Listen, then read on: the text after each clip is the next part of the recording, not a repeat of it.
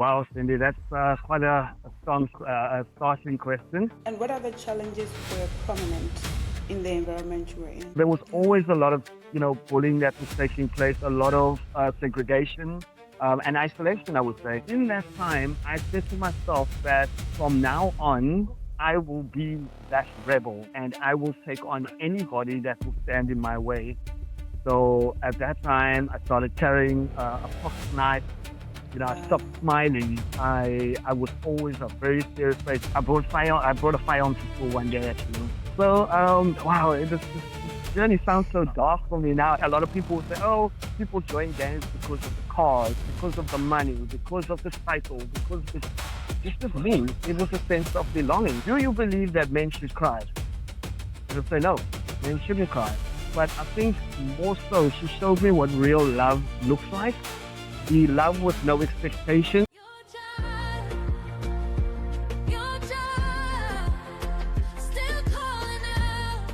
Hans, welcome to the podcast. Hi, Cindy. Thank you so much for the invitation. And hi to all of your members. It's good to see you. It's good to have you. And thank you for honoring the request. I'm glad to have you. So your story stretches across apartheid displacement, right? It also includes fatherlessness, gang culture, mentorship, fatherhood, and entrepreneurship. And you also went to a point when you even wrote children's book, which is quite interesting. Underneath all of it, I kept seeing one thing, a boy trying to understand where he belongs. If someone traced your life emotionally, like the thread throughout your life, what would they find? Wow, Cindy, that's quite a startling question. Um, I think if I reflect on the journey that I've taken, a lot in this thread that you so well described, I would say the one word that comes to mind would be rebuilding. I find that if I look, I see a lot of rebuilding in confidence. As a young person, I found a lot of rebuilding in people, a lot of rebuilding in business, and I think also a lot of rebuilding in even so much hope at the end of the day as well. So yeah, I think the word rebuilding and that being the common thread is what a lot of people will find going through the archives of my life. It's very inspiring because it really shows that we don't always have to stay how we are. And our past doesn't have to define us. We can always make the life or the story that we want to tell. That's very encouraging. So now take us back to when you were young. How was your childhood experience? Oh, wow. The childhood experience was very interesting one. I was uh, staying in, I think it was Heidelberg at the time, which is in the Manenberg area of Cape Town. Thereafter, I think I was about 3 years old, between 3 and 5. My dad got a job in Johannesburg and then picked up and relocated the entire family. That was basically myself, my mom, dad, and my younger brother. So we literally picked up and left the life that we knew or the life that my parents knew. Obviously, I was really young. And when we moved, there were no cousins, there were no friends. It was a very isolated environment because everything was, learning from that early stages already. I think there was quite a lot of movement around my early childhood years. We moved, as I mentioned, from Cape Town to different areas of Johannesburg to the point where we lived in a place called the East Rand of Joburg. Now, those who know the East Rand of Johannesburg will know it's not the easiest place to get along when you are a person of color, more so that you are a mixed person of color, because it was either that you were black or that you were white in the areas of the apartheid times. And here I am, this little young boy that's now starting school, colored boy, maybe one of three in the entire class.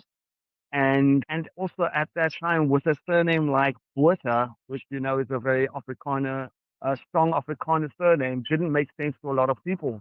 And immediately I could feel that there's a bit of displacement here and a little bit of, um, if I can say, non-belonging, for a lack of better words. Yeah. How do you think that moving around, being able to make long-lasting friendships with your peers, and also like different kinds of environment shaped you? I'd say, if I look at that, the environment changes were at the time you're pretty young, so you don't really know what's going on. You think it's a part of life, but as you progress within life, you start noticing that you don't have the strong connections that others have. You listen to kids in school, talking about they've been together since grade R. And yeah, every 3 years to 5 years, you're moving from place to place because of parents moving you around or whatever the situation may have been at the time. But you could immediately identify that something wasn't in the right place, if I could put it that way, when it came to the environment itself.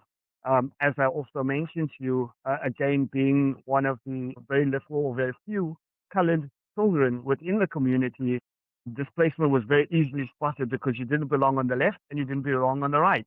And then you have this small community of those that are just left in the center that need to build a community for themselves, and them themselves are clueless. So I guess it was kind of, just following what the gut says. Sure. Wow. And what other challenges were prominent in the environment you were in? So a lot of bullying. A lot of bullying took place because, again, you would go to, if I can, in this instance, call them the left wing and the right wing. If I went Yeah. to the left wing, I wasn't dark enough. And if I went to the right wing, I wasn't light enough. Understanding that my surname came from, again, a very strong Afrikaner surname. It didn't make sense to the right wing English speaking children, where the right wing Afrikaans speaking children would have no time for me, no place for me, because they felt that this was a type of disgrace to them. So there was Yeah. always a lot of bullying that was taking place, a lot of segregation and isolation, I would say. Was there any adult at some point who ever stepped up and helped you with some of the challenges that you were facing, like bullying? Oh, that's it's a very interesting question because the way that played out was that I was put in a very precarious position, or I would say I was put in a position where I would really have had to make a decision on that time. The first adult, I need to be really careful how I frame this one. But the first real adult that stepped in at the time, mind you, my dad always worked abroad, or out of the country, or so I would never have enough time or one-on-one time to talk through all of these challenges I had. And one day I was on a school bus, and the school bus would mainly, you basically take a school bus from the school you're attending, and then that school bus would drop you in the center where everyone would congregate, kind of like a hub. And as this hub would go, you would then find your bus that takes the route to your area of living. At that time, we lived in a very right wing area. So today, I still don't know why my dad chose that area, but nevertheless. Just before the bus departed for the area to go home, bullying was very rife at that time. There was a gentleman that he was a very young man, very courageous young man, I would say. He stepped in on the bus one day and he confronted these right-wing individuals. And to me, I thought, what is this guy doing? This guy's crazy. He's signing a death warrant.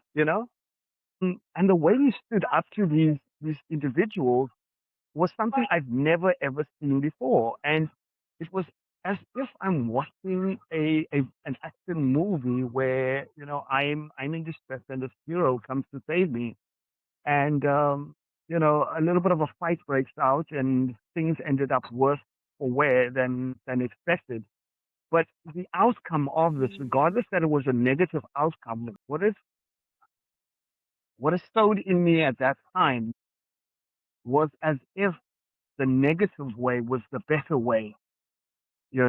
And Wow. that kind of went the way I'm going to get success. I become this aggressor against my bully. And that was the first time I made a negative decision that I was consciously thinking was a positive thing. And that started swaying me into different decisions of how I deal with life thereafter.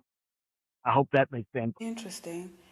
Um, are you comfortable sharing the decision that you made that was negative at, at some point in time Yeah, when you were sure. still I young? mean, so in that time, I said to myself that from now on, I will be that rebel. I will be the guy that nobody messes around with. I will be the guy that will always stand up, and I will take on anybody that will stand in my way, regardless of how I do it. So at that time, I started carrying a pocket knife, for example. I was very much dressing more aggressively, darker colors. Uh, I Wow. stopped smiling. I was always a very serious face. Most people used to see this frown on my forehead, and they say you're always frowning, and it was because I used to practice in the mirror how to look aggressive. And that's Wow. kind of the new face of me at that time. That is quite interesting because now as you're speaking, right, I'm reminded of some of the shows we watch on TV, and I know that a turning point for you was that one incident with that man or young man who stood up for you. But was there any other influence that encouraged you to continue on that path? Yeah, so that rabbit hole eventually led me to something more deeper where I lost my father at that time. It was shortly after this incident. I lost my father. He passed away he was abroad somewhere and he passed on. And I then really became one heck of a rebel. I started looking for trouble with everyone.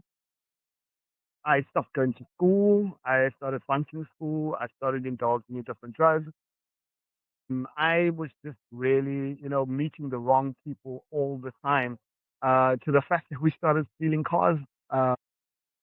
From just to, we started off um, as a fun experience.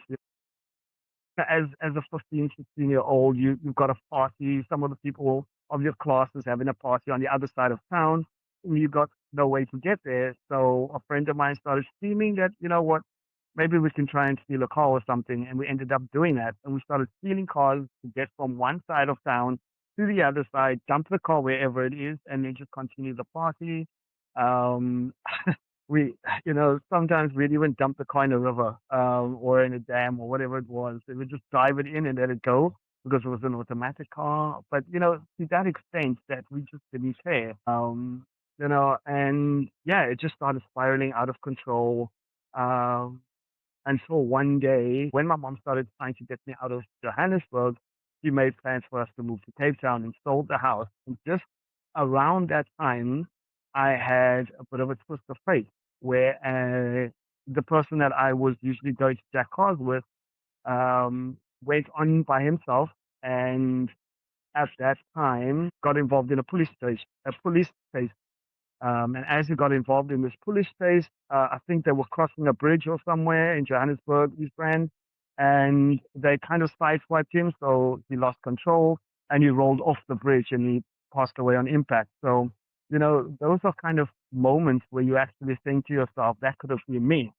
And then you actually start pausing and really reflecting on your gift of life. Wow. I mean, you could have been there too, right?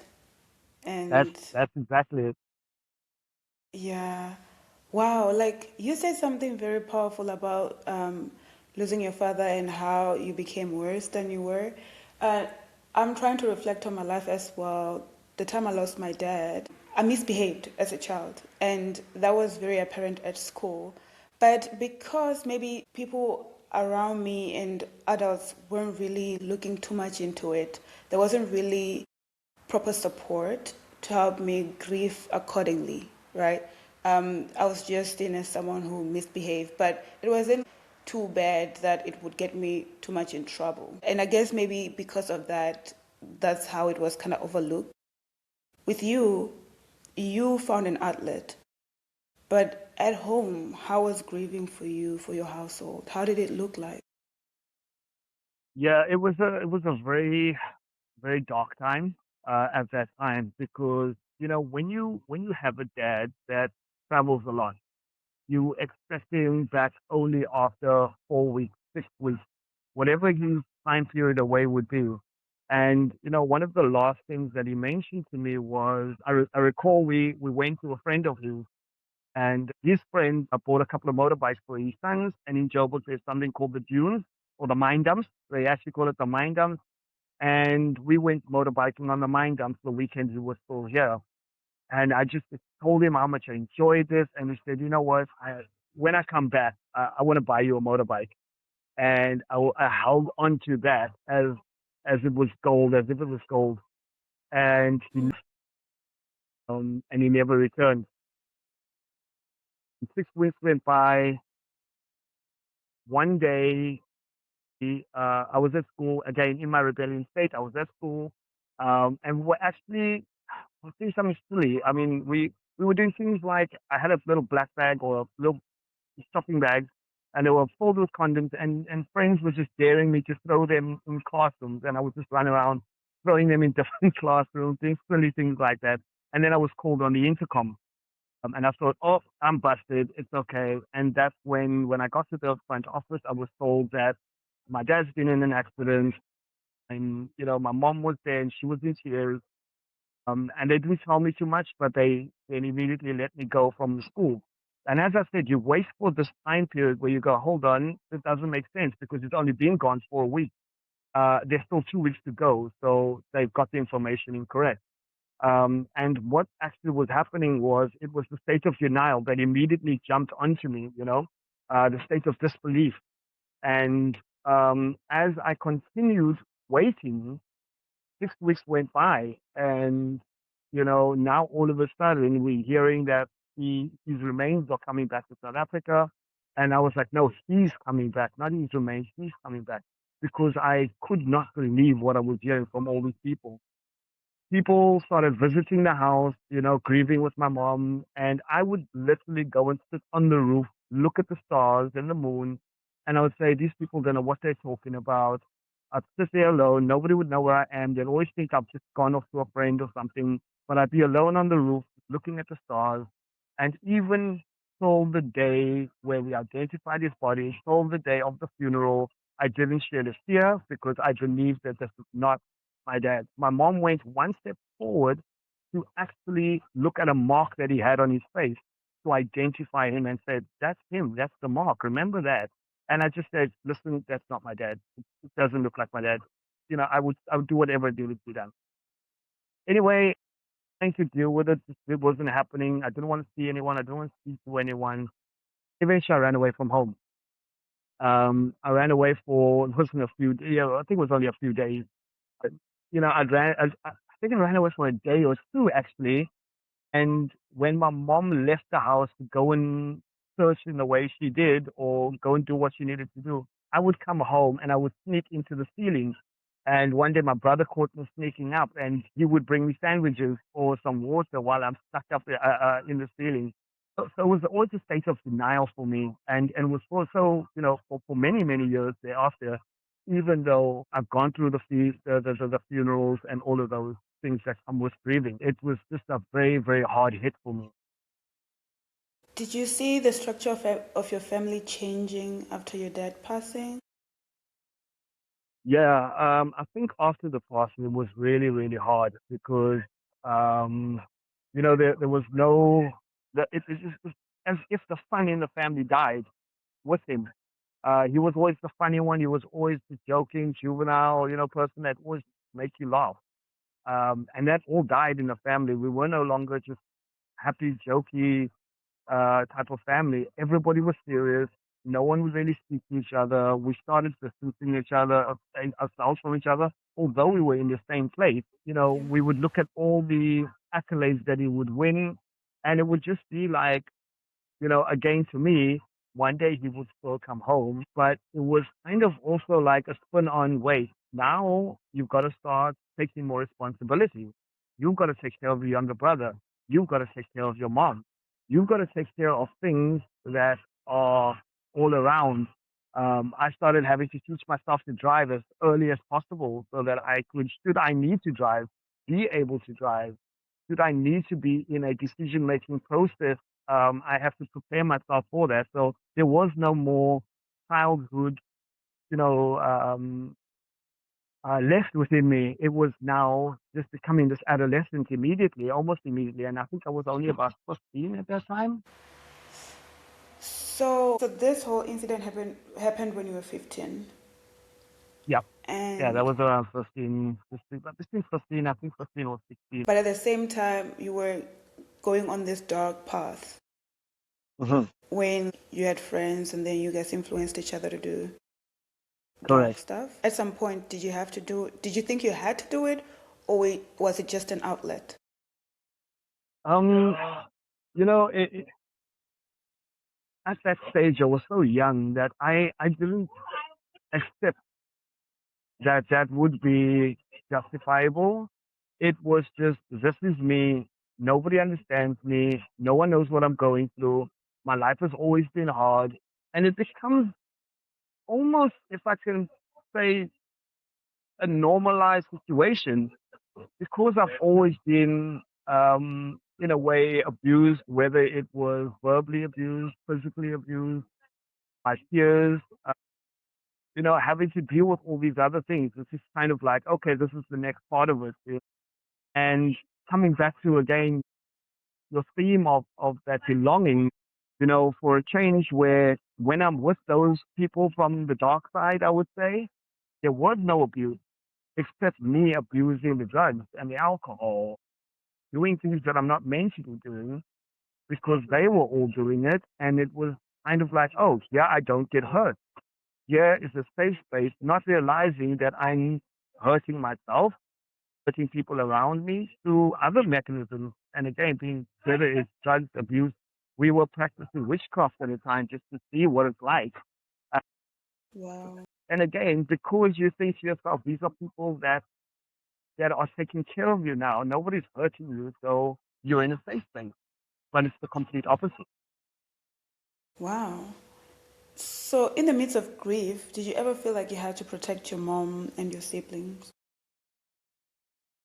Yeah, all the time. And Shandy, like I said, coming from a lifelong abusive lifestyle, um, I was kind of like, what if, because again, because of the area we would stay in, people would come and threaten us at the house. And eventually my mom sold the house. And I always felt that I need to protect them. I need to protect my brother. There was an incident where I became friends with a right wing girl. And in order to protect my brother, I had to keep him safe next to me in the sub one day, also traveling home. And they called her to the back of the bus. And because she was associated with us or befriended us, they sprayed her hair full of what you would think is maybe an Axe deodorant. They sprayed her hair full of it and they set her alight. And I just recall her running right past me with her hair alight. Sorry, again, excuse if I'm not highly sensitive about it. I'm trying to stay super sensitive. But again, the things they would go through, which always kept me on guard about who I associate myself with and the repercussions thereof, was always front of mind. Again, isolating myself from everyone and then going on by myself, but trying to protect those around me was always, something I had to really keep in mind for my mom and for my brother. That's a very tough neighborhood. Looking back now, what do you think men your age were learning about manhood? Boys your age at that time. It was very apparent that at that time, a man like me would always need to be on guard, always needed to be closed emotionally, and always a very rough individual. And I always wondered why certain men always looked so stern and so, they wouldn't even crack a smile. And then I would reflect on my own experience and I'd say, why? It's because the next man is going to take advantage of him or try and hurt him or try and get him insecure. And he's going to end up in the back of the in wherever he's going to just end up lost. As they say, nice guys finish lost, and I wasn't prepared to be a nice guy. I was prepared to do whatever it takes to not be in a situation that forces me, as DMS is, forces you to be a man. In that instance, Mm. to protect yourself, to be as aggressive as possible, to be as violent as possible. So that was your life in Gauteng in a nutshell. And then That was mom sells the Joburg, that's house. correct. So mom sells the Wow. house, and then we are on our Yes. way to sell all the assets. And obviously, because it's urgency and desperate, she sells it for next to nothing. I moved to Cape Town, and when I moved to Cape Town, I recall very well living on somebody's property, someone my mom knew, an old church friend or youth friend. And they allowed us to stay on their property, but not in the house. We would stay outside, and we lived in a caravan. And for anybody who's gone on a caravan trip, you know the caravan is only comfortable for so long. And having to experience sharing a caravan with your mom, with a brother or a sibling in a very tight space. There's no bath. There's only a small bucket that you have to bath yourself in or wash yourself in. There's no TV, free flowing, anything. There's no space. You're in this little space 24/7. If you're not in there, you're at school. When you're from school, you're back at home. And that was the travel transition. You had like a very tough life in Joburg. We're thinking Yeah, maybe now that you're in Cape Town, things are gonna get better. But what happens? yeah. You and me both. I think from that perspective, we both I thought that we're going back to where I came from, being Cape Town, and I was so excited to hear we're finally moving. There's going to be family. There are going to be cousins. I'm going to be able to make friends for the first time, real friends. And it was the complete opposite, you know. When I moved to Cape Town, we lived in the northern suburbs of Cape Town, and as I started trying to make friends, I was being laughed at all the time, and I couldn't understand why. Because for the first time, I looked like everyone else in that community. And somebody said, "Where are you actually from?" And I couldn't understand. And I said, "I'm from Cape Town." And they said, "No, you're not. Why are you lying to us? Where are you from?" And I was saying to them, "Well, I just moved from Joburg, but I was born in Cape Town." And they said, "Listen, you don't sound like us. You don't move like us." Someone went as far as to say, "I still have my own front teeth. So you're definitely not like us." And as you know, a lot of Cape Townians like to remove the front teeth Yeah, as part of their I'm identity, flat. right?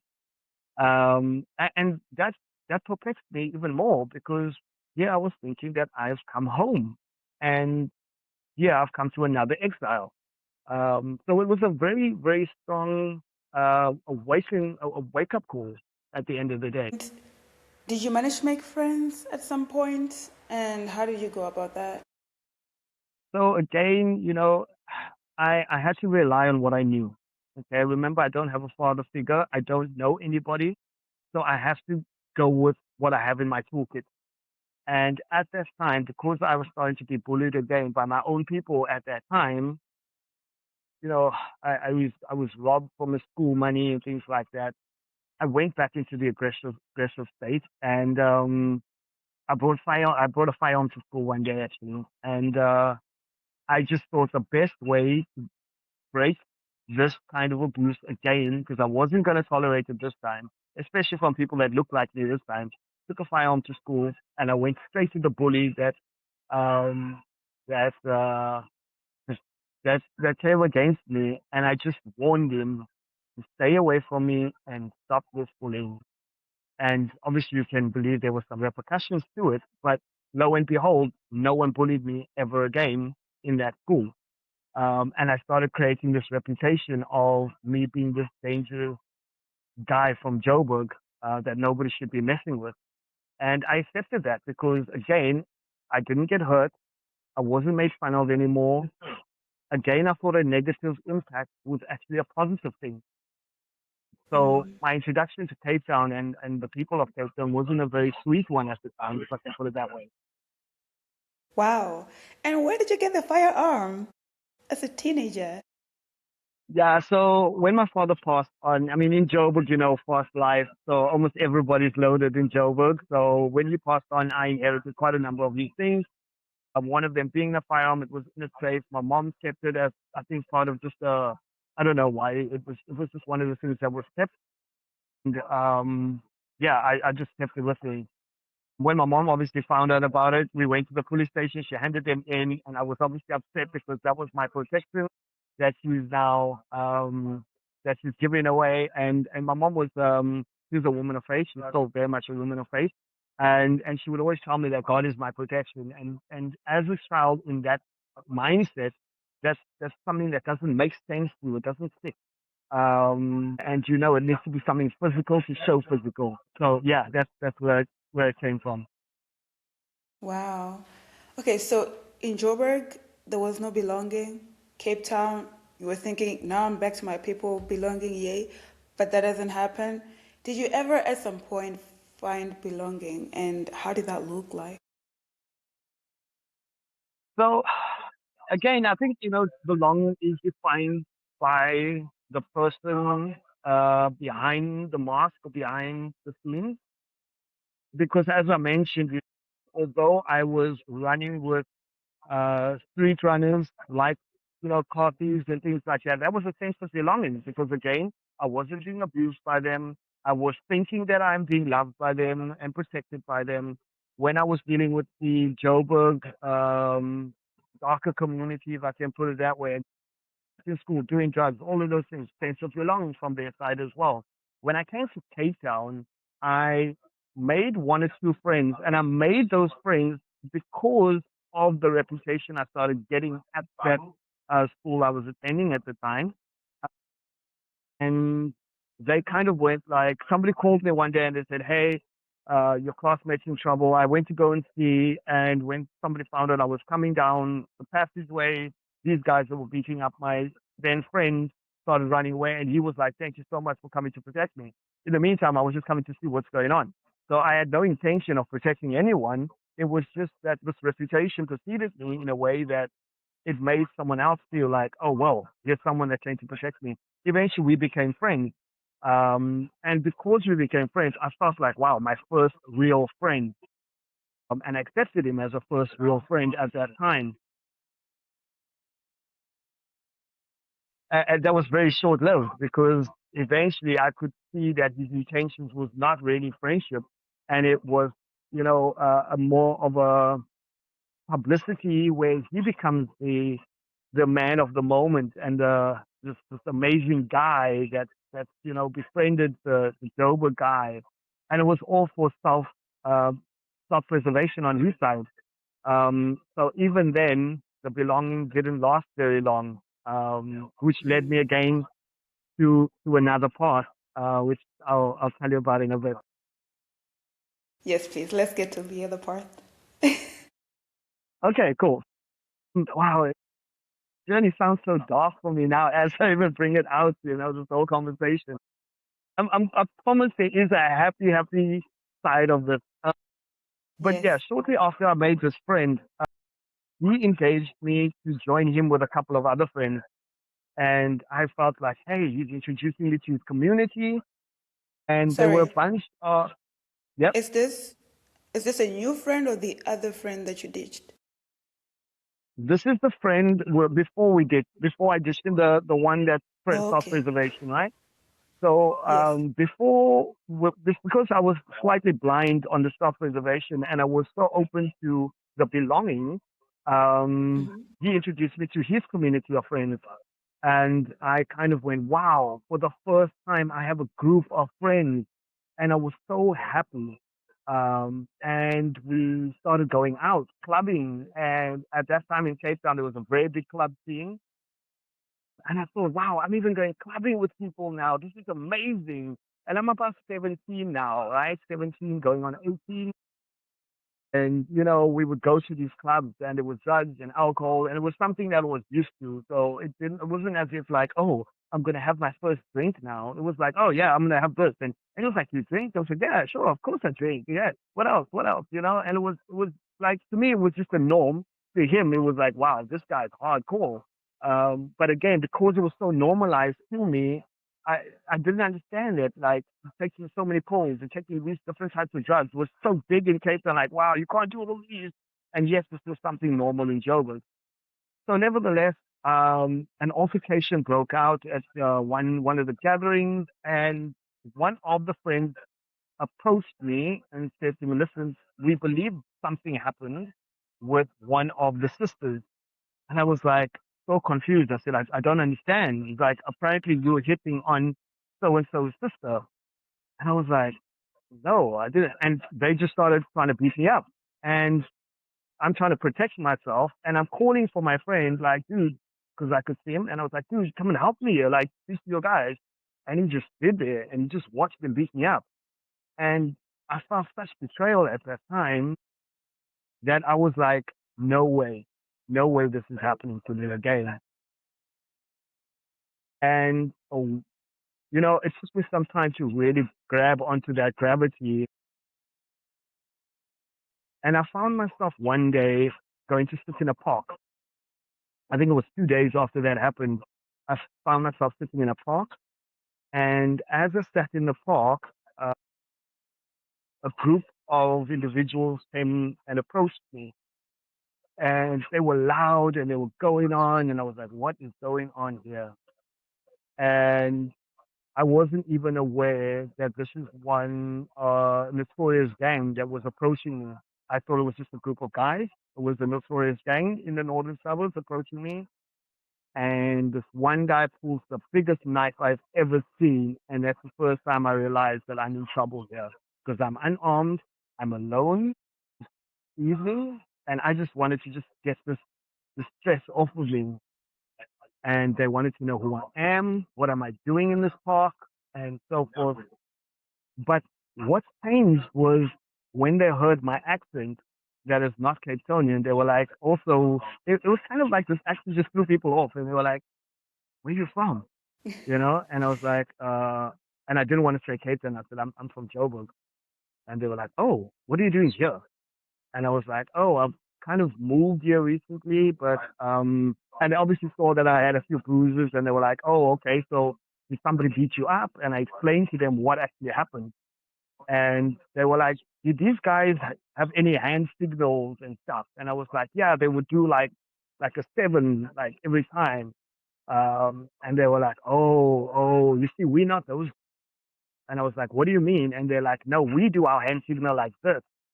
And I didn't really know what that meant, only to find out that this was the 27th gang and this was the 26th gang. And I was like, oh. And they were like, you know what? We are here to protect you if you need protection. Do you stay in the area? And I was like, yeah, I stay in the area. And they were like, no, we protect this area, so we will protect you. So this is first stage recruitment happening right now, and I'm completely oblivious to it because I'm so full of anger and betrayal that happened to me and so forth. And they were like, and I said, you know what? I've got no friends here. And I was beaten up by people that I thought were my friends. And they were like, yeah, this is why we protect you. And they started explaining what type of gang they were and why they're so close and what they value. And I was like, yeah, this is what I did in Joburg. And they were like, yeah, then you're definitely one of us. We are going to initiate you. And I was like, okay, cool. I'm going to get initiated. And I think just before this whole ceremonial thing that they were trying to prepare, so they kind of do this tattoo things on you, right? So just before, while the one guy was heating up this bracelet thing, I'm not sure what they call it these days, but he was heating up the bracelet, and a few police officers were coming around onto the field, and they started scattering. And I thought, well, I'm going to scatter too. He scattered, and when I got home, I made it home, and I sat down and was like, what just happened really?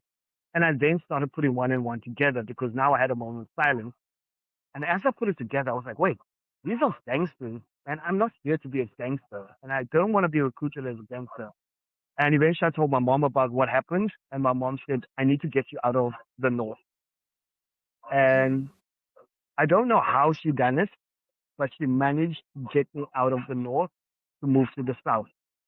And when I moved to the south, I met someone that was a real friend for the first time. Wow. And I mean, wow, this is so long ago, but till today, we've gone through the ups and the downs, and we are still very close together. And I'm so grateful for a friend like him because he's carried me through a lot. Wow. Wait, so did you almost become a gang member or were you part of a gang for a little while? Like, how did that happen? Was the Yeah, situation that you explained? in one day, or was it in a span of days? That was in one day where this gang related incident happened, and that was where the initiation was going to happen.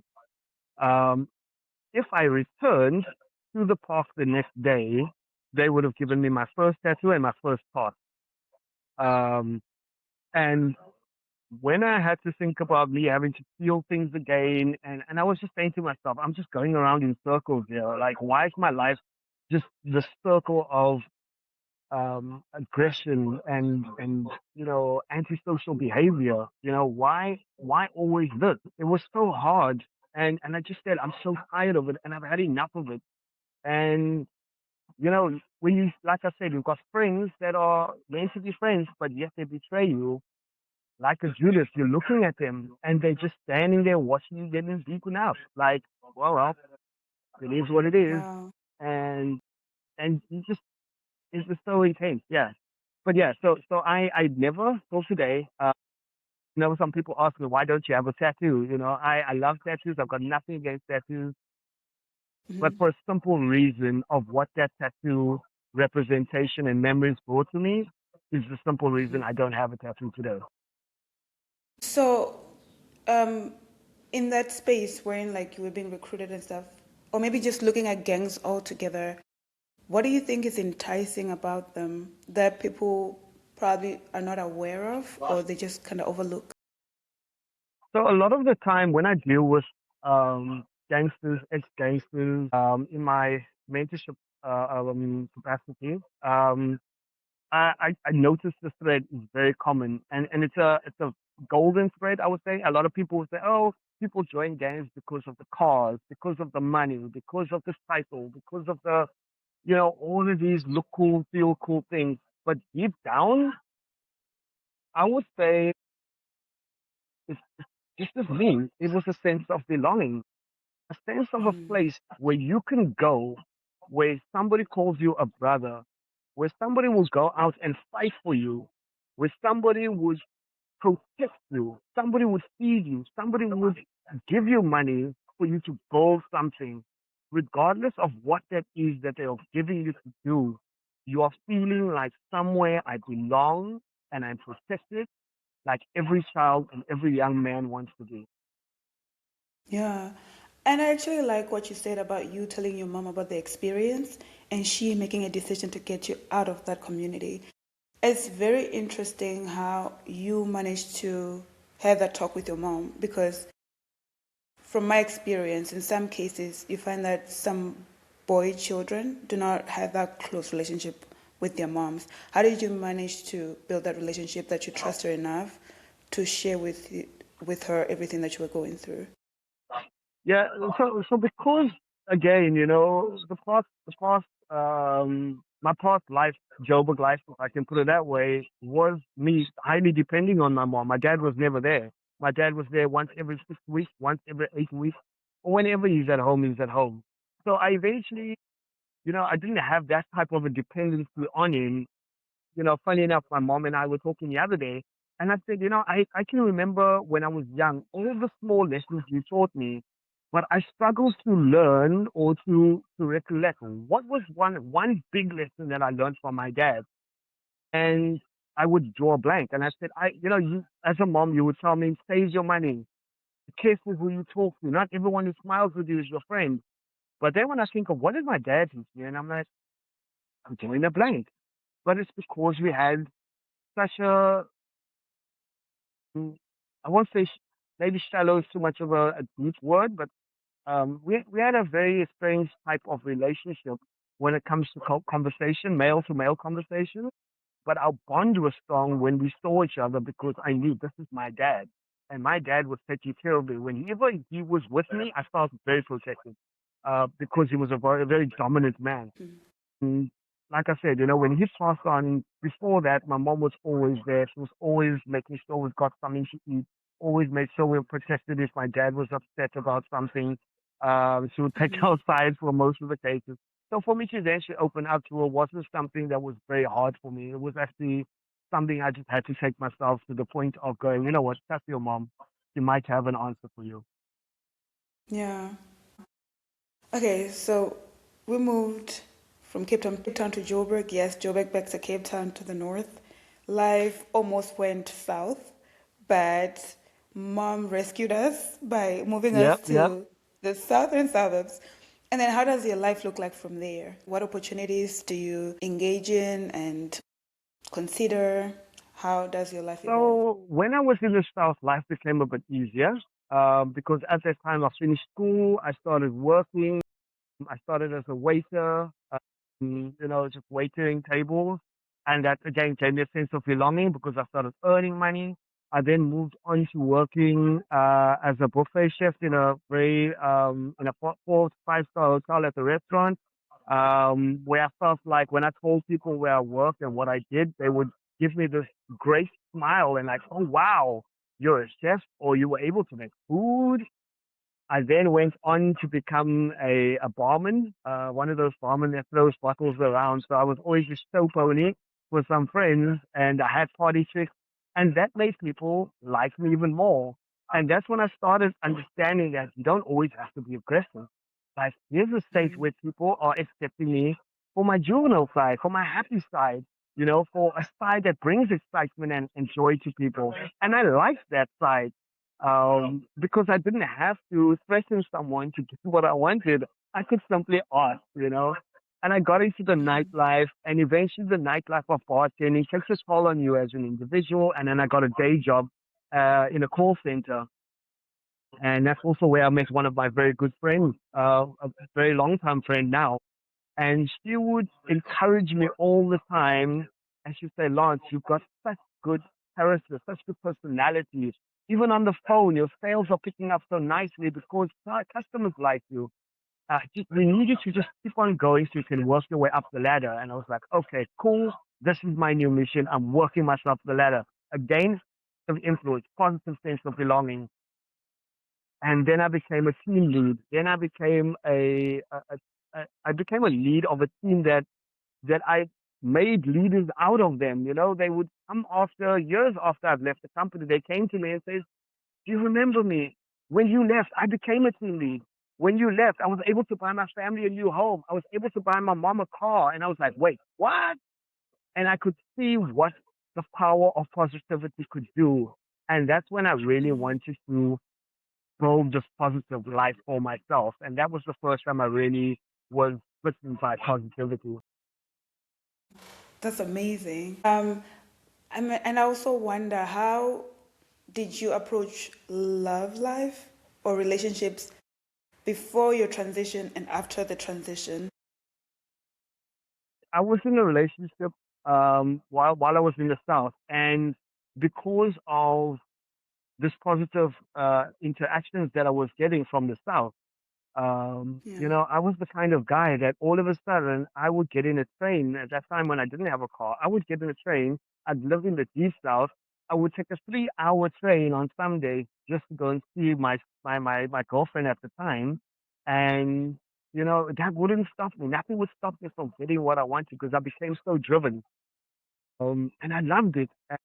Unfortunately, there was a turn of events that happened where I was hijacked. And it was a bit of trauma to me that I left the country and I actually moved to the UK at the time, uh, where I was then able to really reinvent myself, for a lack of better words. But it also taught me how to stand on your own 2 feet because there's no mom, there's no dad, there's no one there to help you when you leave the country alone. Except the people that you maybe left with. At that time, it was myself and my girlfriend at the time, and we just had to stand on our own, And it really teaches you how to accept somebody and how to stay driven, to move forward, and what commitment looks like, and how to commit, and how to deal with certain situations. So that by the time I came back and I was ready to get married and settle, now I come back with a half Joburg, half Cape Town, half UK accent. It's all this mix, and it was so interesting for people.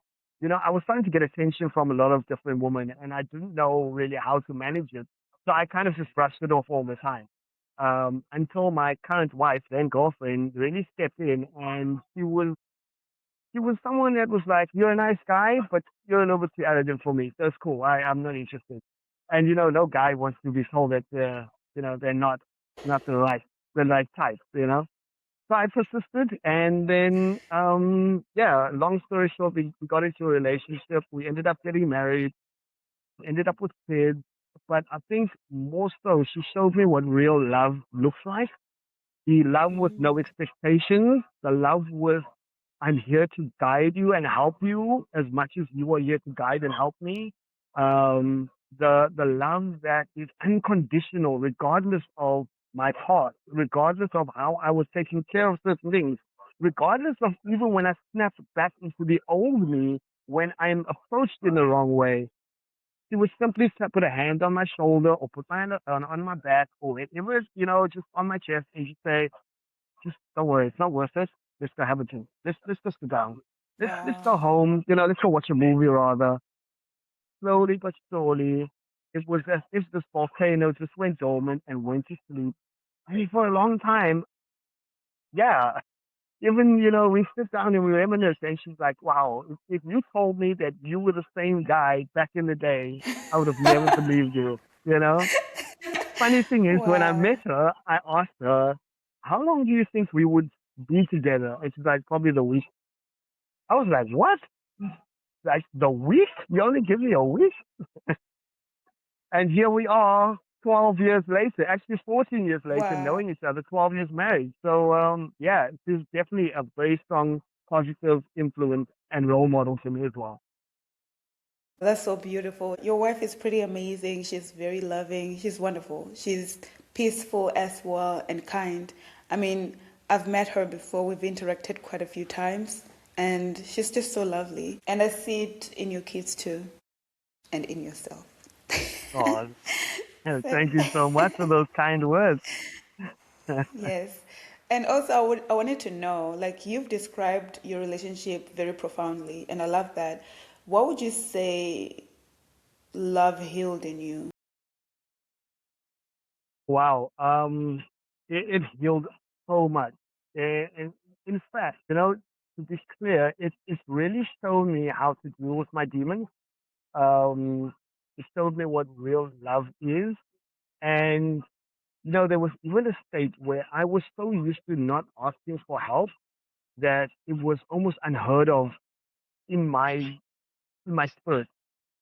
One day he said to me, "Do you need help?" And I decided to say yes for something.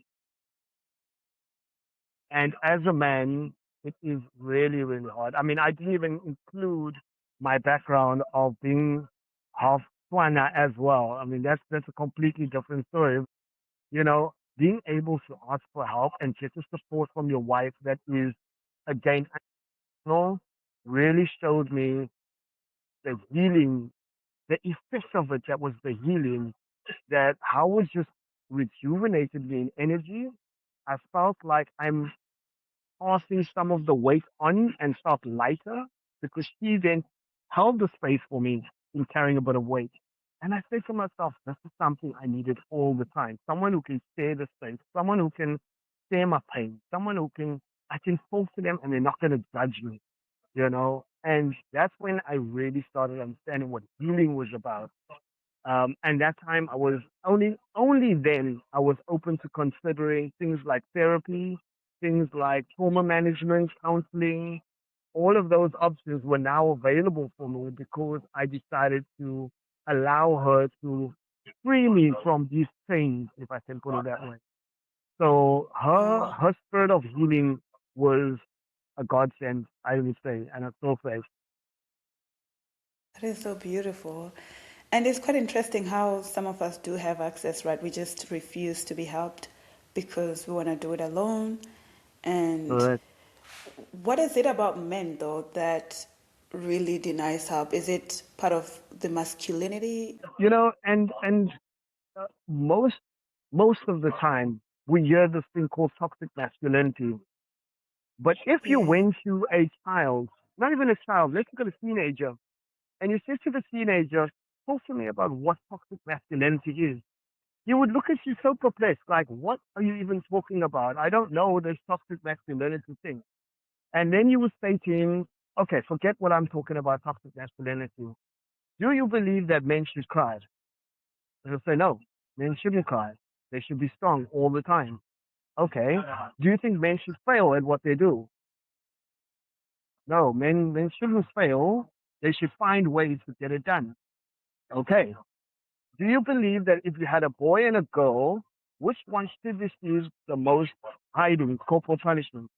No, the boy, because he must become stronger. So these are all these traits of soft masculinity that we as men live with, and we push it down to the next generation, becoming a generational curse. And now, as a boy growing up, and again, as I deal with some of these boys, I would ask them, why is this that you would rather hit somebody than talk to somebody? And they would Yeah. say, because they're not going to listen. I said, but listening's got Have you nothing to do with tried? a physical thing. And when Exactly. exactly, if I said to them, have you tried? They would look at you like, what do you mean, have I tried? Like, when I shook Yeah. them the first time, they listened, you know? Yeah. Remember, and this may be a very sensitive thing, but, I came from era where boys make jokes where they say, what do you tell a woman with a blue eye? What do you tell a woman with two blue eyes? And I would say, oh, I don't know. Nothing, because she didn't listen both times. And I would think like, is that a joke? Like, how Yeah. is this a Like, joke? Like, this is abuse. yeah. Like, you're making a joke out of domestic abuse.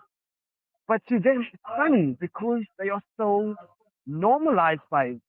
They don't know any better at that time. So when we start showing them these things, but it's broken down into more than just toxic masculinity. It's understanding cultural intelligence, emotional intelligence, physical intelligence, all these things that will really help shape them. They don't have the tools, and that is why our young men are the way they are today. When you go to a man that has a child and you say to him, listen, brother, I see what you're doing here. I see you taking the time to bring your child into a better world, and I salute you for that. Do you know how it changes how a man sees the rest of his decisions? I was always told, and this is also where I made a very good decision from that day on, was one of my previous managers said to me, and I think it was Anthony Robbins who actually gave the quote, but it says, it is in the moment of your decision that your destiny is shaped. I'll say it again. It is in the moment of your decision, your destiny is shaped. When you decide to not go a certain route, in other words, you will no longer hit someone, but you will take the decision of trying to converse with them, have a conversation. You will quickly understand this is the way I should have been doing it all the time, and the way I did it before is not the way. We ask, and again, I'm just going to take it away from men just for a little bit, and I'm going to bring it to an entirety as a youth. We asked a few parents as an experiment, and it was an experiment I saw on TV. We asked a few parents, listen, why is it that you always shout at me when I didn't listen to your instruction the first time? And they would say, because my Yep. mom did it to me. Oh, okay. Yeah. Dad, why do you hit me when I don't listen? Because you're a boy. And my dad also hit me when I didn't listen. Okay, so because your dad hit you hitting me. But I'm telling you, I don't understand why you're hitting me. Yeah, because you don't listen yet. So that's why I'm going to hit you more. Do you Yeah. understand? We are just passing the generational curse all the time. When they stopped corporal punishment, it was like, why are we stopping it? Parents didn't understand. Like, why would you stop it? You need to hit the child so they can listen. Now, I've been beaten quite a Exactly. lot throughout my school years, and as those, and the people will say, but Lawrence, you're okay. I'm okay on the outside, but nobody knows what's going on the inside.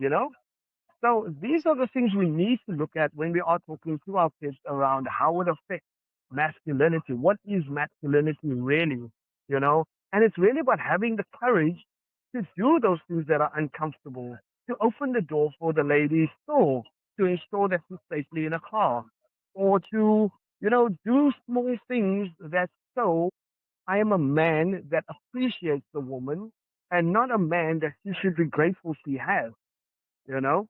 And once we start teaching these lessons, things will become easier for our generation because I've seen it and I've seen the evidence of it. Wow, that's incredible. And you're right, because also, like, just beating someone up, that's managing behavior, right? But what's causing that behavior? Because if you now speak, then you get to discover what's going on internally and you can help accordingly. That's very profound. 100%. So, 100%. so together with your lovely wife, you have two beautiful children. Um, but you grew up without a father in a sense, like, because he was always away Yes. until like his passing. But now you're a father to two beautiful children. So, how is that experience like to you, and how are you navigating it differently than you had it? Yeah, so having kids are one of the best things that ever happened to me. You know, I almost repeated history myself. And again, that may have just been a generational pattern that was happening because at the time of my first child, you know, I was all about the corporate, all about climbing the ladder, all about cars, houses, and all those things. And I would work hours in. I worked for a company that I would work South African hours as well as American hours. So I would mainly get home around 10 p.m., which my kids will always be sleeping. And when I leave in the morning, my kids are always just about waking up. Or at that time, my one child was only waking up. So I would never really see her until it really hit me. And I said, I'm doing the exact thing that my dad done by being away from my child. And I said, you know, I cannot do this anymore. And by some divine intervention, when I made up my mind that I'm going to leave the company was acquired by another. And that then automatically allowed me to be retrenched, which gave me now time because at that time my daughter was 6 years old, 6 months old already. So I've lost 6 months of her growing up. And I said, never is this going to happen. And I became a work from home dad ever since. I mean, she's 9 now. I can't believe it's almost 10 years that I'm working from home because I was that passionate about being around my kids and guiding my kids. But when the second one came, he was a boy. He changed my life even more. The first one, she's made a major change because obviously having being a boy all the time and living a boy's life and a man's life, having a girl as a first round, you were like, what do I even do? All I knew back in the day was how to be a misogynistic kind of guy, take advantage of women. And now I've got a daughter, and I'm like, wait, somebody's going to do that to her eventually too. I better change, make sure that I am in my best behavior as long as she's alive. And so that's how I started with my daughter, being really, really close. My son came a few years later, and he's such a bundle of joy. He helps me stay grounded as well. You know, he talks to me like he's a young man already, and he helps me deliver my messages very clearly when it comes to expectations, when it comes to right and wrong, as well as how I would like him to start behaving in order for him to better understand certain scenarios. And he does that so gracefully. He accepts feedback much easier than I would have ever anticipated. He's always willing to learn, and it really shows me that if I was really going through that type of upbringing, my life would have been completely different. Not saying that I'm regretful of what happened, but it did show me that I had to go through that in order to prepare him and her not in what they don't have to be going through and it is what they don't have to experience at the end of the day. Yeah, so they really helped me in my everyday life. So, how does your fatherhood experience help you relate to your inner child? So what it does,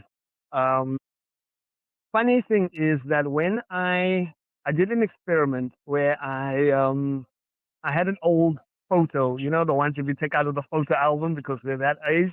I took an old photo album and I took a recent photo of my son, right? And when I took a photo of my son and this photo together, I asked Google to save the images on my Google Drive.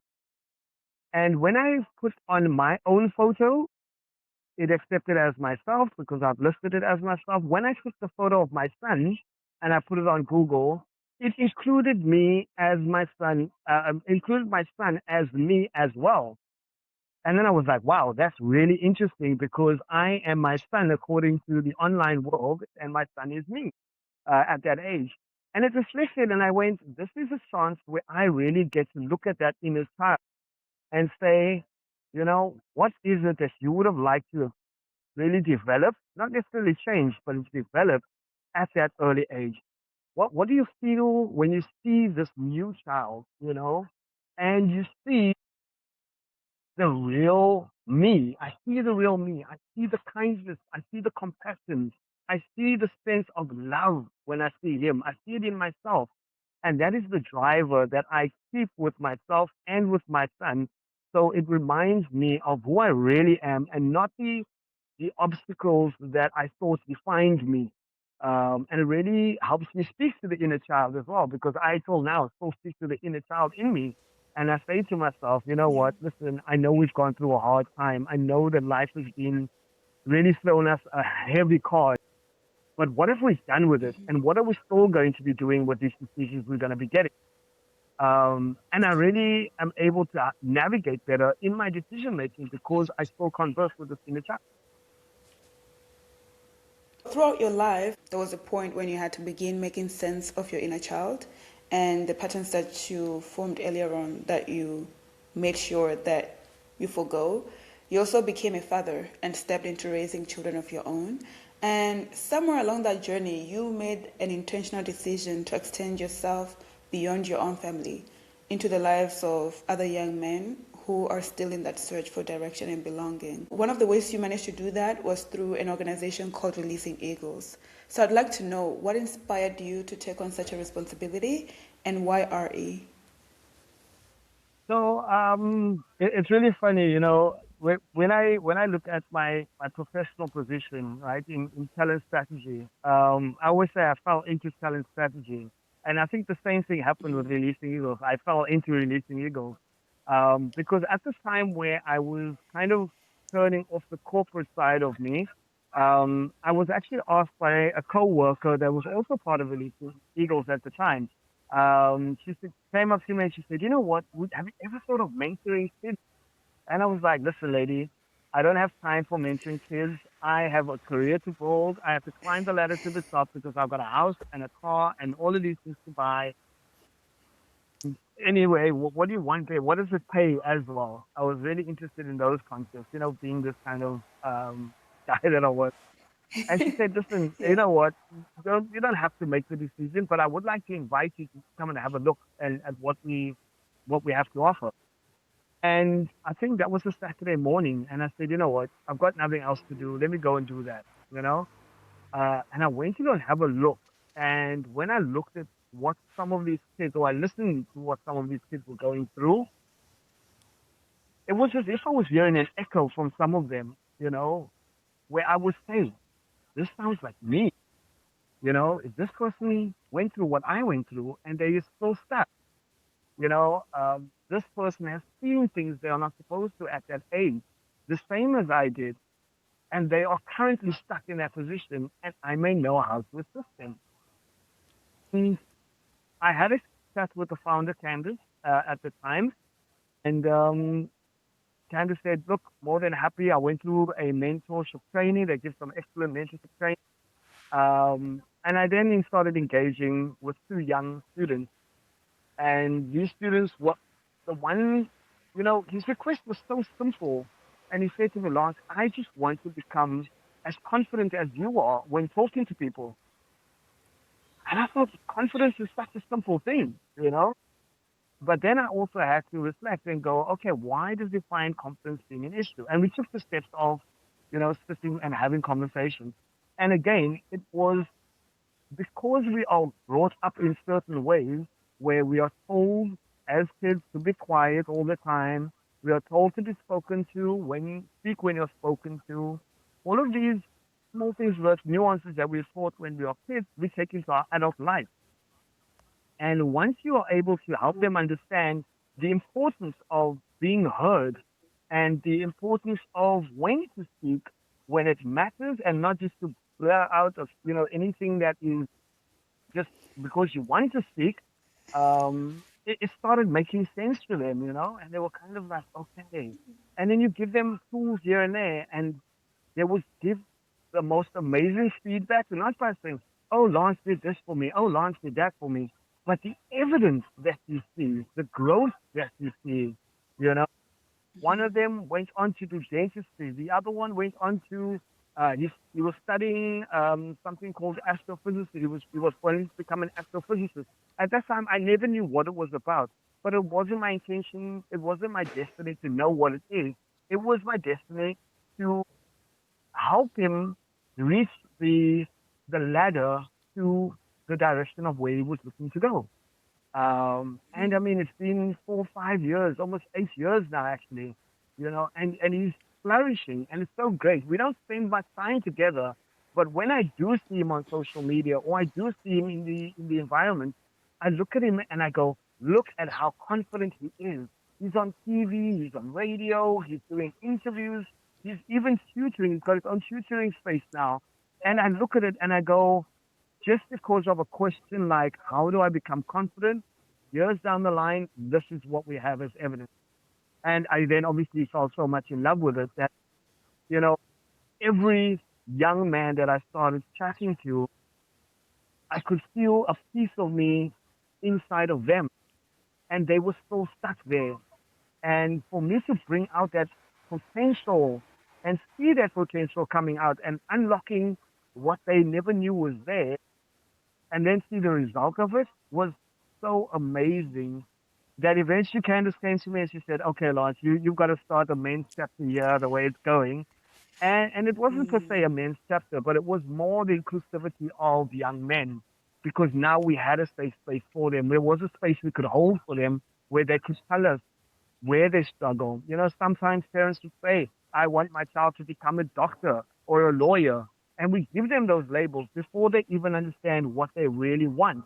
So we equip them into, you know, um, to really research and give insights to what is it that they want, help them find themselves so that they can give the parents a good explanation in why they don't want to be this doctor or this lawyer, whatever the case may be.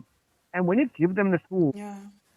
as I mentioned, you really see the growth in these young men, young boys becoming men. The emotional confidence that they have is so amazing to see, and how they treat their fears, where their fears have that ripple effect now.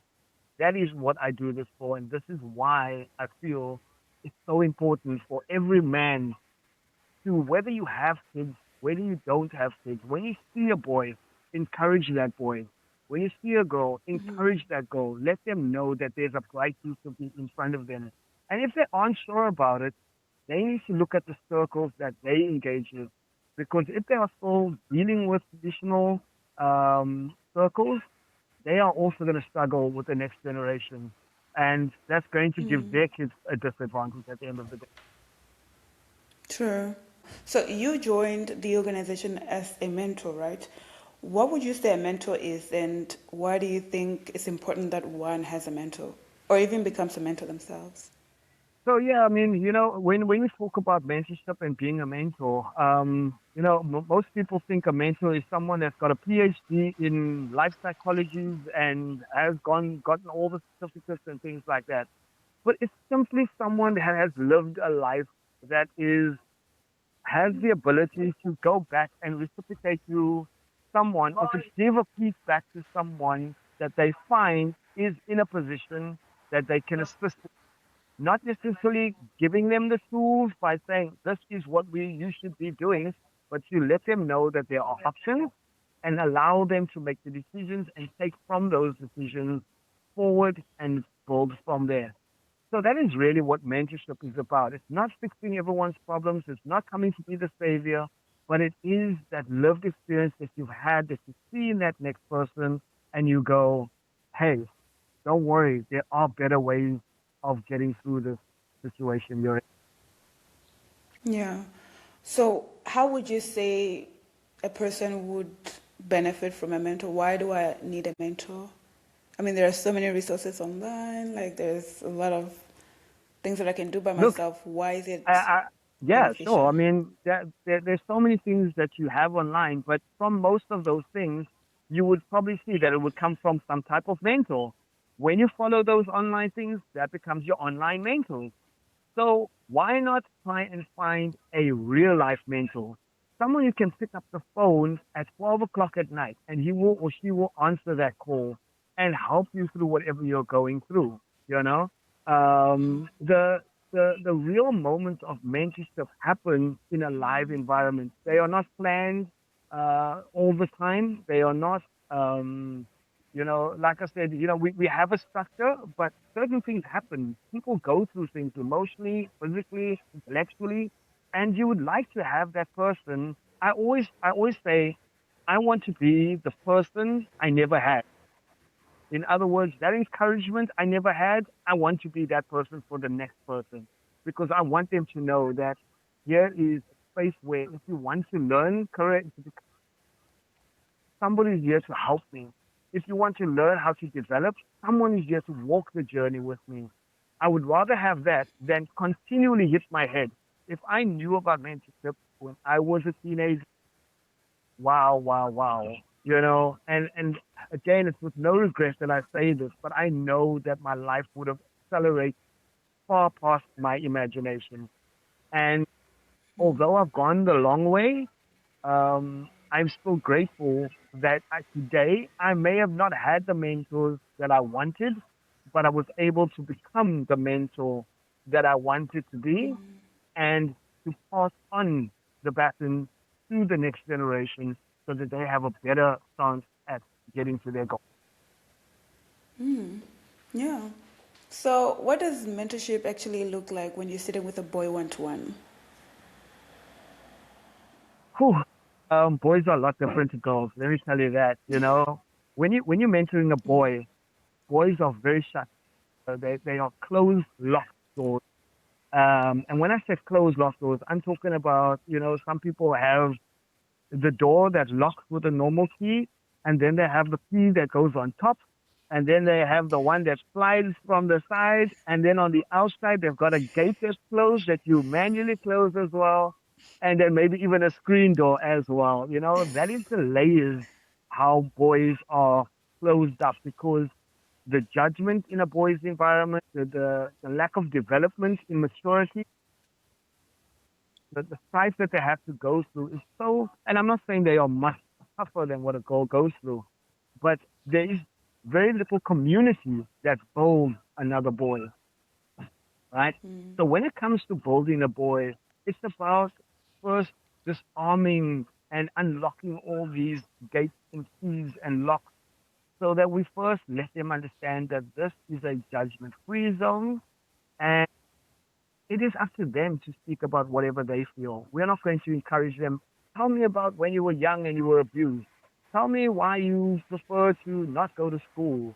We don't just jump into that. We allow them to feel that free space. When you're mentoring, when a boy can say to you, I don't have a mom, I don't have a dad, I've only got a grandma, and I don't know which direction to go. You've gotten some level of trust from that boy. And to get that trust, you should hold it like gold in your hand because what this person is giving you can make or break them. So we have to be so careful at how we mold that boy after this conversation. And we've got to give them that reassurance. And one very important thing as a man when mentoring is to be truly authentic, not to try and be the football star they see on TV, the movie star, action star, the pretender. They need to see that you have faults. They need to see that you are also learning. They need to see that you are developing. These are real characteristics of a mentor that allows another boy to say, I'm open to hearing more. And that's where I would feel, being a mentor for boys really helps at the end of the day and how to better become a mentor for a boy as well. And what patterns have you noticed across young men which we are seldom addressing in our communities? The patterns are simple. The patterns are, and again, I bring it to my own story. The patterns, which is the golden thread, is sense of belonging. This boys, these boys want a place where they are loved. These boys want a place where they are protected. These boys want a place of growth and development.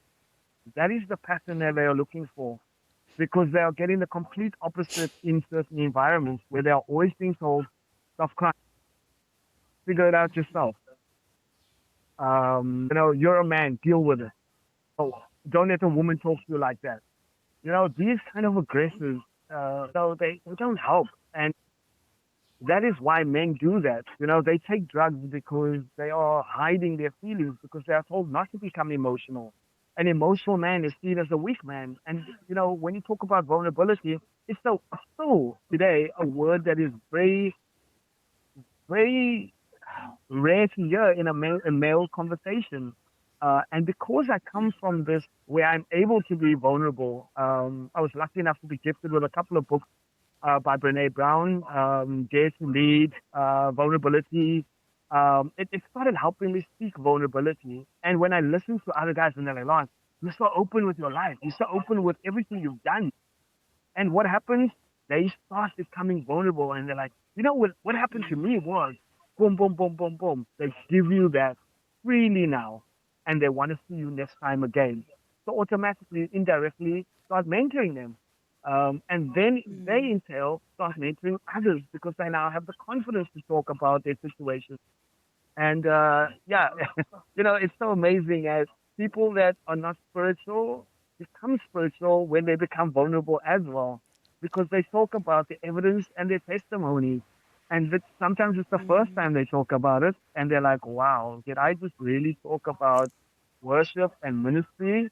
I don't usually do this in front of other people. I don't know why I'm telling you this.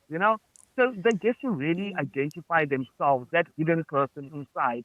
And all that happens is the mask come off, the hard shells start breaking, and they start seeing their true reflection and their true authentic self. So that is, again, the patterns that we see and also the results that we see within mentorship. And what would you say is the weight of the responsibility for being a mentor? I think the responsibility of a mentor is to have an open door. Most of all is to have the open door and not to judge, not to be a judging, not a person to judge anyone because we all make mistakes, you know. But a mentor that has an Yeah. open door and can allow their mentee, if I can put it as that, their mentee to come to them with anything. And sometimes, when I say anything, mentees can come to you with biggest surprises that they don't tell their spouse, they don't tell their moms, they don't tell you are the only person they confide in. And that's why I say we hold it with such tenderness and such gold. Because again, the way that they take it from you and see how you hold it so carefully, they understand that this is something that they need in their life and should pass it on to others as well. I hope that answers your True. question. It does. Because I was also thinking, right? Mentorship is such a heavy and delicate topic. Mm, And I'm trying to think of a situation when a parent may know or be aware that their child has a mentor, but they have trust issues. They don't think that it's a very good idea because now the child is going to air out family laundry, or this whole situation may actually paint us with a bad light and stuff. How would you address such a parent? so again, we've also got to be very careful with this because some parents have also not had a mentor. I mean, in our sessions when we start the onboarding for mentees, we ask parents and mentees alike, put up your hand if you've had a mentor before, and it's very rarely that we find parents put up their hands. Maybe you'll have two or three parents, and you would ask those parents, what did that mentor teach you, or what have you done with your life from having a mentor? Well, that mentor opened doors for me to become a doctor, to become a psychiatrist, to become a psychologist, and again, it's not specifically through those professions. And when you ask those, who would have wished they had a mentor, you would find that the parents that didn't lift their hands then lift their hands saying they would wish to have a mentor. So what we do in that instance is we've already warmed up and allowed the parent to know that this is what a mentorship journey can do for you and your child and entire family as well. And when we break that up down to them with an inclusive understanding, they then allow for their kids to now attend these sessions. Because remember, at the end of the day, when you start with us, you start off as a stranger, or we are strangers to you and your family. So yes, you don't want your family stuff cleared out, and there's a lot of insecurities. But it's when they see the result and the change, the nuance change. As a parent, you know everything about your child, or you think you know everything about your child, but you can immediately see changes for the positive. And we have parents that come to us and say, thank you so much. Thank you so much for investing in my son or my daughter. I have parents that, I deal with kids that wanted to drop out of school, kids that have failed, kids that have gone on to take on others. And when we bring them back through mentorship, parents cannot believe that this is their son or daughter that was a year ago wanting to leave their school and leave what they've worked so hard, and now they've come back and they've redeveloped the skill, and now they are much more successful than they could ever imagine just in that year alone. You wear many hats, including that of an author. You have a children's book that is out that you dedicated it to your daughter. So the book is titled Be Brave Little Emily, which is a very intriguing title. Looking at it, what story were you really trying to tell beneath the surface? So yeah, thanks for that. It is a book that is, it was very near and dear to me. When I wrote that book, I was, I had to look, introspect and really look at how do I guide my, I think she was 6 or 7 at the time, my 6-year-old or 7-year-old that is being bullied because we put her in a very an upper average or a very good school. Let's call it a very good school. We put her in a very good school, and that very good school had very high standards. Um, she felt obviously out of place because she didn't have the luxuries like these other kids. And when I say luxuries, I'm talking about the Prada, Louis Vuitton bags, all of these things. She didn't understand that. She understood the concept of life and fun and play. So when she started getting bullied by you don't have this, my dad drives a Porsche, those kind of things, she felt out of place. And she was laughed at, and she wanted her hair straight all the time because the other girls had straight. And that was an emotionally type of bullying as well. And I didn't know, what should I really be talking to her about? Because I have gone through certain things like that. I knew how the words that I wanted to use, but I wasn't sure how to put it to understanding to a 6-year-old child. And as I was reading one of the books that I was gifted, I was thinking to myself, what about a children's? And then I started researching children's books. And at that time, there were a couple of options around how to create children's books and illustrate children's books. And I wasn't the best artist, but then this was the beginning of AI, where AI started doing, assisting with artwork, where you could draw a baseline picture and it would fill in the gap. So I started writing, around 1 or 2 chapters around about being bullied, and the common thread was the bravery, being brave around bullies.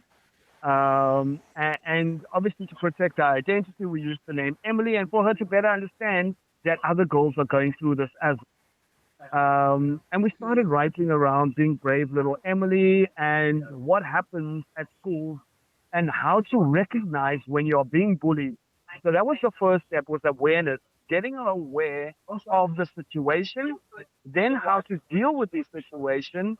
And then we ended off the book with some tips for parents, because sometimes the parents don't know that they are in a more of aggressive state with the view that they give their children. As an example, one of the parents that read through the book, and we explained to them as well, they said, the reason my daughter's like this is because her dad is a prosecutor, and he's very straightforward and demanding. So when he speaks with a lot of demand. And she does the same thing at school.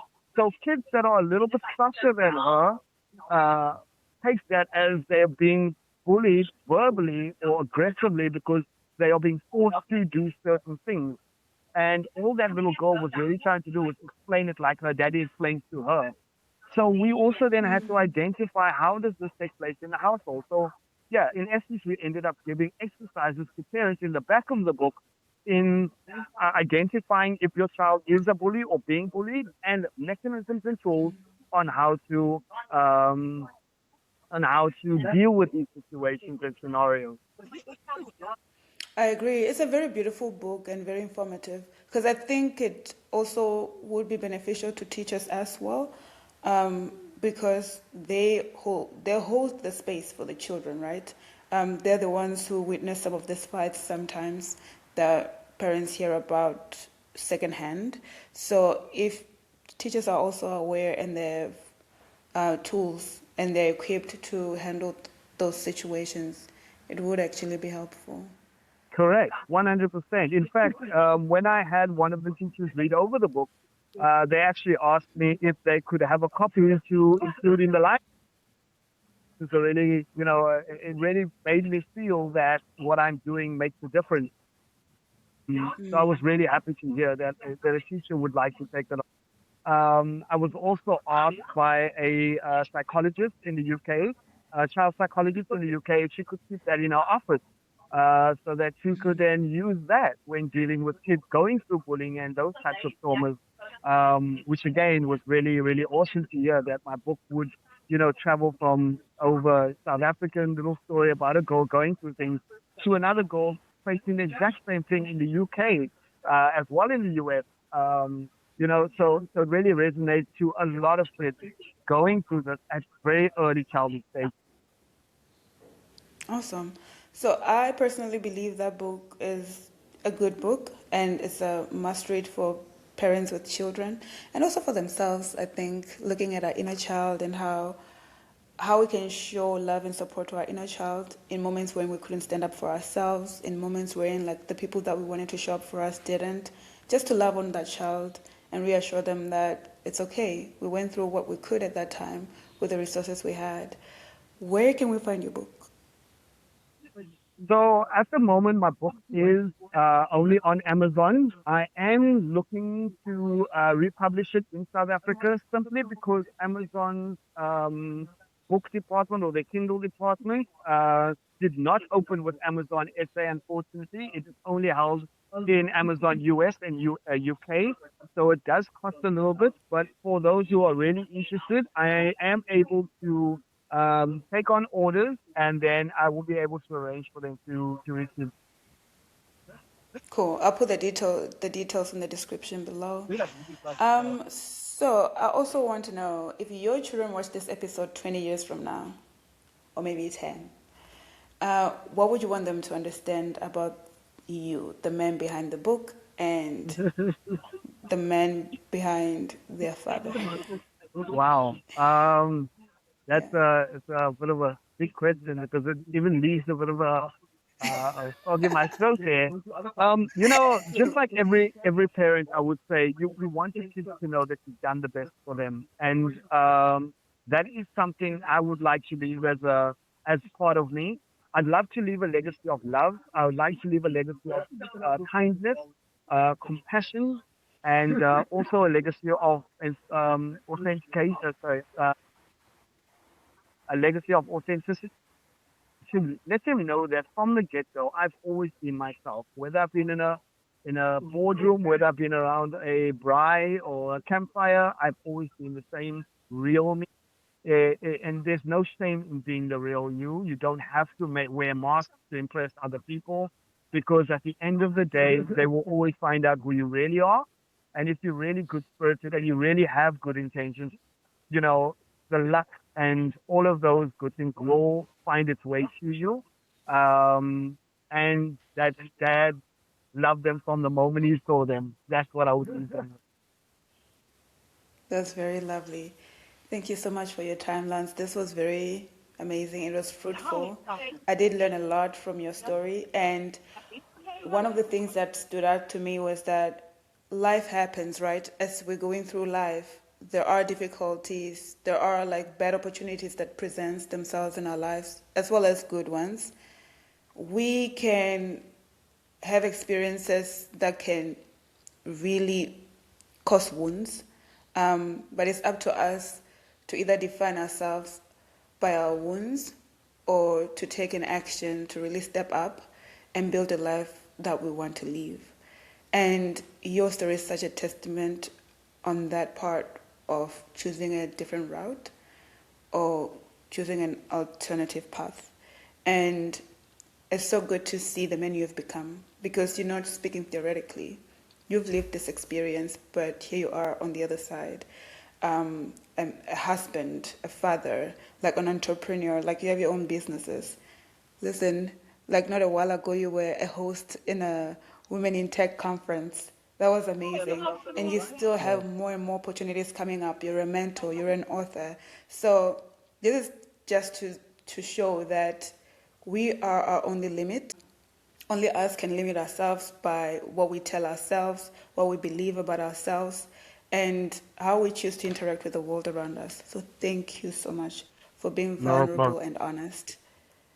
Well, thank you so much. It was an absolute pleasure to be here. I hope I get the opportunity, if I'm lucky, to be on again, and I'll definitely Yes, continually following your journey.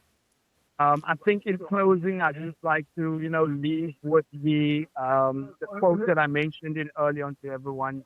And again, it is by Robin Banks where it says, "It is in the moment of your decision that your destiny is set up." Thank you so much. true. I agree with that. Thank you so much. Bye. All right, I'll see you. Not perfect, just present, not afraid to begin.